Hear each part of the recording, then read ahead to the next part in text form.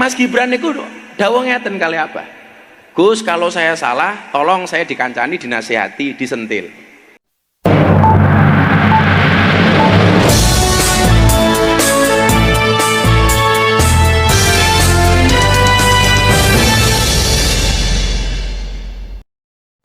Assalamualaikum warahmatullahi wabarakatuh. Selamat datang di channel Rudy Maka. Semoga pada kesempatan kali ini kita selalu diberikan kesehatan, kekuatan, rizki dilancarkan, dan yang terpenting adalah kita selalu disandingkan orang-orang yang baik ya teman-teman. Pada video kali ini kita akan melihat seorang pemimpin, seorang wakil presiden yang begitu khusyuk mendengarkan nasihat dari kiai ya. Ini menunjukkan bahwa adab, akhlak itu memang dibutuhkan oleh seorang pemimpin ya teman-teman. Kalau pemimpinnya ini berakhlak, berilmu, tidak sombong, dan tidak banyak bicara tapi banyak bekerja, itu adalah seorang pemimpin yang bijak ya teman-teman. Jadi kita tidak salah memilih pemimpin seperti Mas Gibran Raka Buming Raka ya. Beliau ini bisa mendengarkan keluh kesah rakyat, mau menerima saran dari kiai, mau belajar dari para tokoh-tokoh senior seperti Pak Jokowi, bisa mendengarkan saran-saran dari Bu Mega bahwa beliau ini memberikan wejangan kepada Mas Gibran. Katanya ini, kata Mas Gibran, selalu dibilang Bu Mega ya, bahwa catatlah keluh kesah rakyat dan secepatnya cari solusi, cari jalan keluar untuk rakyat ya teman-teman.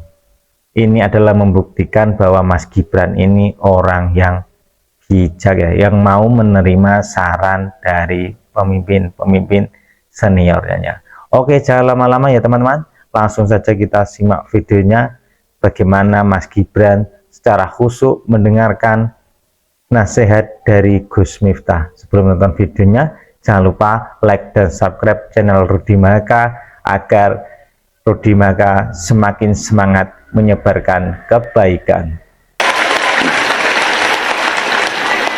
Saya selalu menyampaikan kepada jamaah bahwa hubungan antara rakyat dengan pemerintah itu adalah ta'awun, tolong menolong. Wa ta'awanu 'alal birri wat taqwa wala ta'awanu 'alal ismi wal udwan. Tulung tinulung.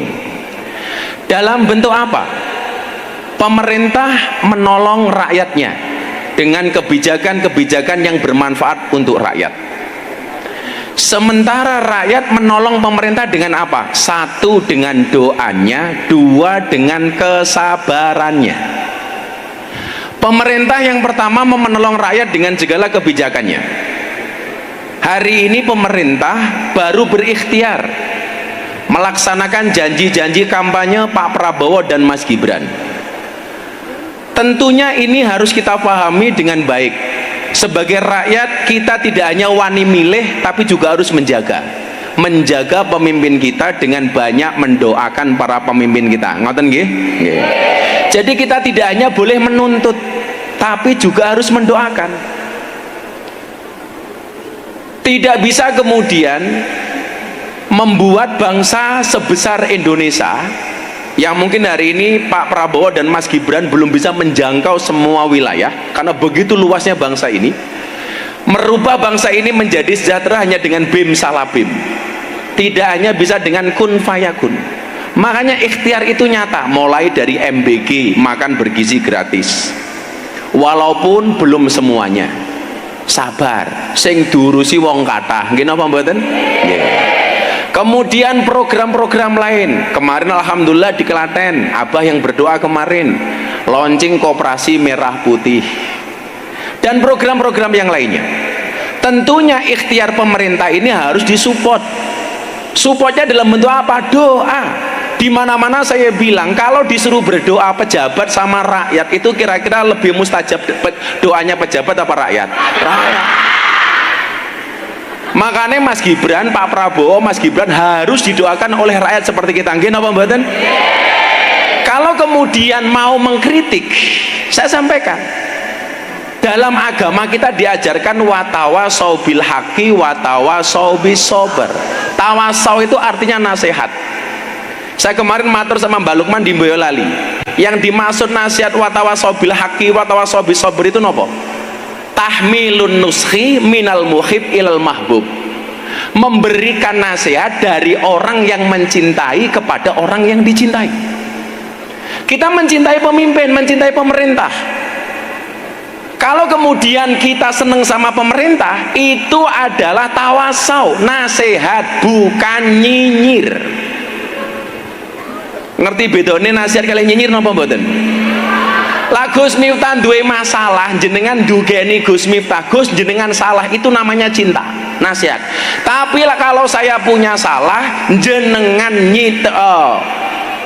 komentar posting teng medsos niku jenenge nyinyir. Kalau abah punya salah, jenengan datang ke pondok, bah jenengan salah, itu namanya nasihat. Tapi kalau diposting namanya nyinyir. Nggih napa mboten? Niku namanya tahmilun nuskhi minal muhib ilal mahbub. Memberikan nasihat dari orang yang mencintai kepada orang yang dicintai. Bola balik kula matur. Saya itu orang termasuk generasi awal yang mendukung Pak Prabowo dan Mas Gibran. Saya nggak penting saya dapat apa atau kita dapat apa, lebih penting dari itu adalah memastikan janji kampanye, program-program Pak Prabowo dan Mas Gibran dilaksanakan untuk kesejahteraan rakyat Indonesia. Tepuk tangan untuk Pak Prabowo dan Mas Gibran.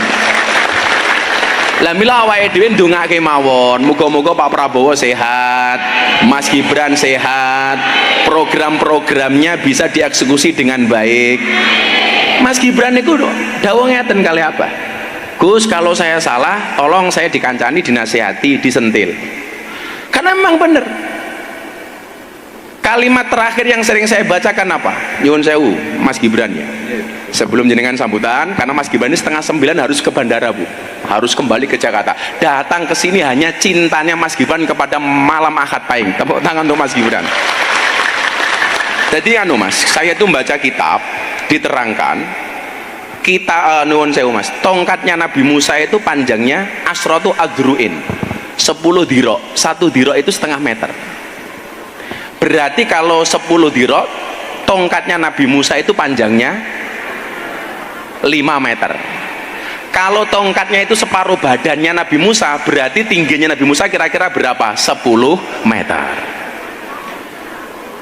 Kemudian tongkatnya Nabi Musa itu su'batani, mempunyai 2 cawang.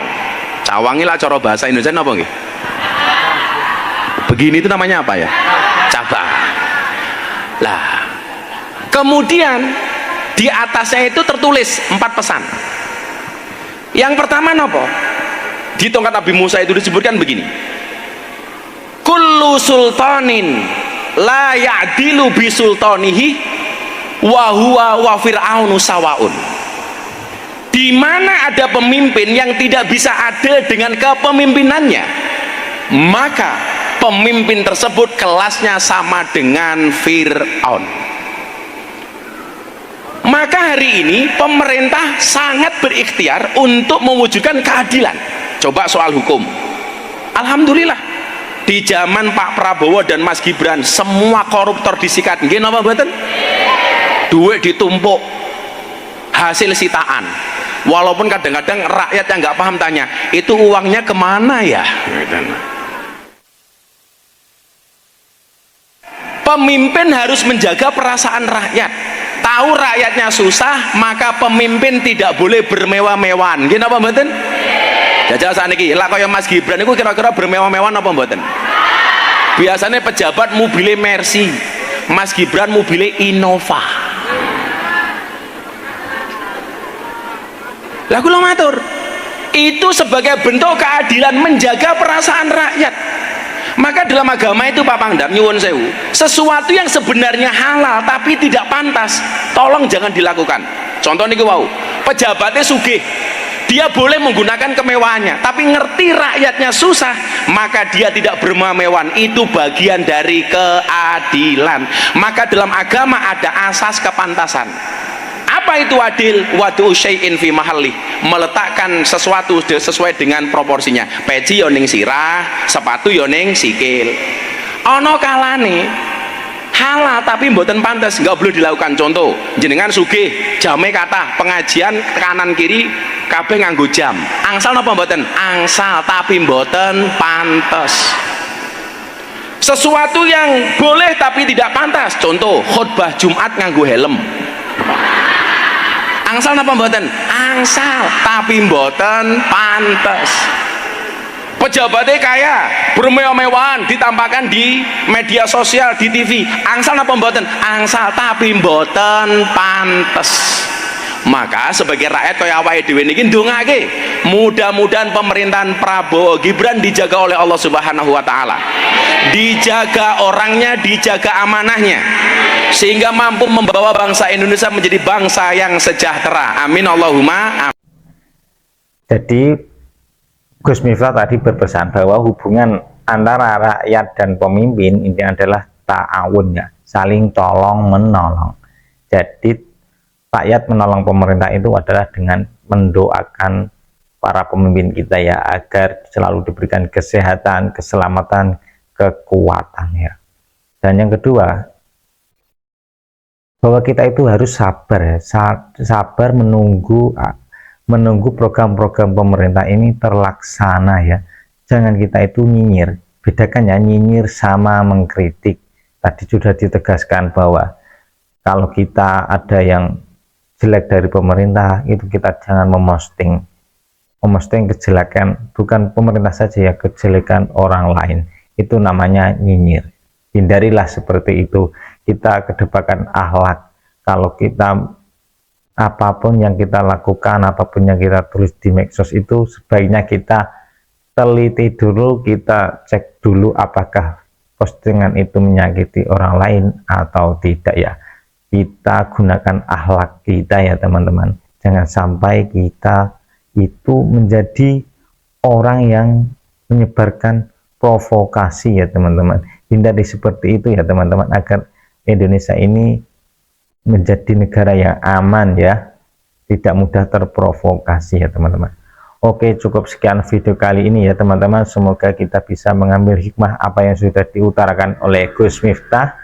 Kita bisa menjalankan, kita bisa berkontribusi dalam membangun negara kita, Indonesia, bisa berkontribusi bersama pemimpin-pemimpin kita. Indonesia Emas di 2045 semoga tercapai di bawah kepemimpinan Pak Prabowo dan Mas Gibran.